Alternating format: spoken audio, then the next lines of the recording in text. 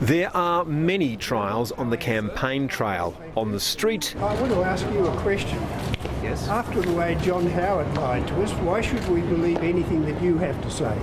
Everything I've said in this election is absolutely straight. and in the studio. How old were you when Labor last delivered a surplus? I guess I was an adult.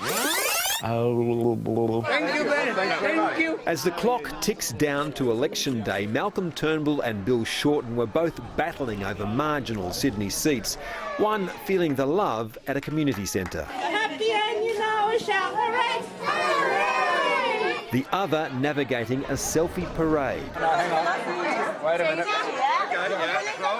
Thank you so much. Both were never far from each other's thoughts. What Labor has is a set of policies that are anti-business, anti-investment, anti-employment. I feel very let down by Mr Turnbull and the Liberals' constant undermining of Medicare. Malcolm Turnbull was warning against a protest vote, All of the disarray of a Labor-Greens independent alliance. and Bill Shorten repeatedly questioned his opponent's character. Mr Turnbull can't be trusted with Medicare or schools funding and to make massive cuts.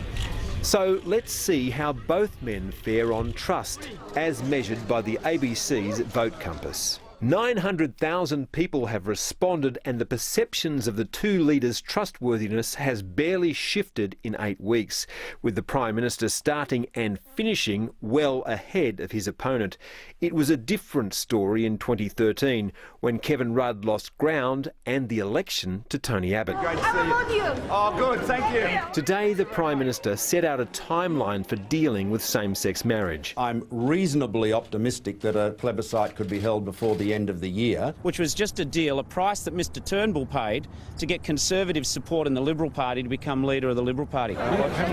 Malcolm Turnbull says once the people have spoken, that will be the end of the matter. If the plebiscite is passed, there is nothing more certain than that the legislation will pass through the Parliament. It will sail through the Parliament. With 2 days of campaigning to go, the opposition leader will step up the pace tomorrow as he returns to the fray in Queensland. And the news from that front line is of a surge back to the coalition. Chris Ullman, ABC News, Canberra.